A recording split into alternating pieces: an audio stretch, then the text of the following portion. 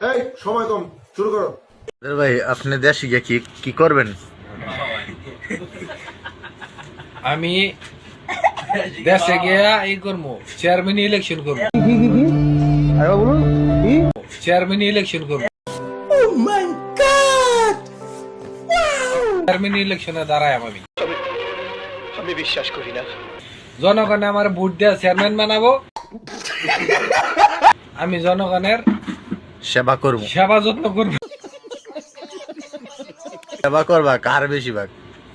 বেশিরভাগ এই যারা বিধবা,